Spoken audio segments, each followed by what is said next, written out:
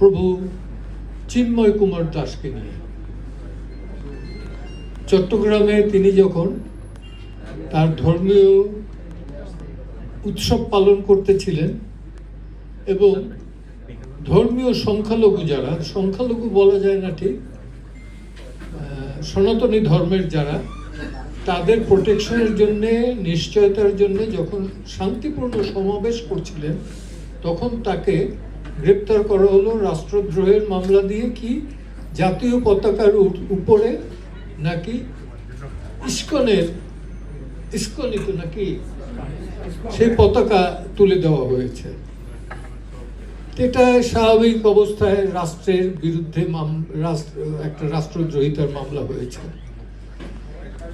মামলায় বেইল দিবে না, কোনো আইনজীবীকে দাঁড়াতে দেবে না, সরকার নিশ্চুপ। কি সরকার? অথর্ব না মূর্খ না কানে শোনে না? আমি তো বুঝি না। ঢাকা থেকে আইনজীবীদের তৈরি করে চট্টগ্রামে তার বেইলের জন্য পাঠানো হয়। তারাও নাজেহাল অবস্থার ভেতর থেকে কোনো রকমে দাঁড়িয়ে আদালতে পেশ করে।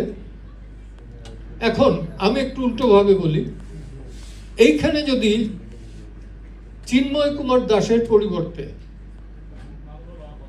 মামুনুল হক বা ওই গোলাম আজমের ছেলে কি যেন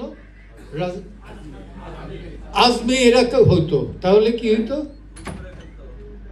পাশাপাশি আপনারা দেখেছেন বোধহয় যশোরে একটা মাহফিল হয়েছে, লক্ষ লক্ষ লোক। আপনারা যে কোনো সময় দেখতে পাবেন ঢাকা শহরেও অনেক জায়গায় ওঠে, যেখানে আমি আরবি পড়তে পারি না, যে কারণে আমি বলতেও পারি না ওটা সাদার উপরে কি আরবি হরফে লেখা, সেটাও তো আমাদের পতাকার উপরে।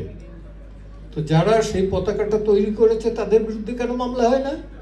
তাহলে অথর্ব সরকার একটা অথর্ব পাগলকে বসিয়েছে স্বরাষ্ট্র মন্ত্রণালয়ে।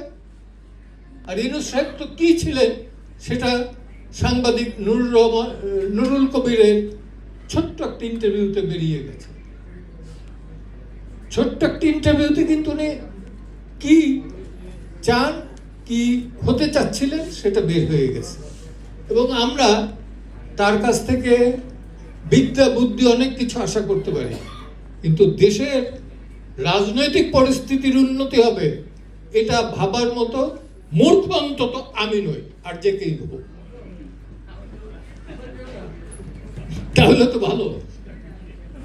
তো আমি আমার বক্তব্য শেষ করার আগে শুধু এইটুকু বলবো যে অনতি বিলম্বে গণতান্ত্রিক ব্যবস্থায়, গণতান্ত্রিক নির্বাচিত সরকারের হাতে ক্ষমতা হস্তান্তর করুন। যত তাড়াতাড়ি করবেন তত আপনার মঙ্গল, আপনার না দেশেরও মঙ্গল। দেশ ভালো করুক খারাপ করুক এটা রাজনৈতিক দলের দায়িত্ব, কোনো এনজিওর দায়িত্ব না। সবাইকে ধন্যবাদ।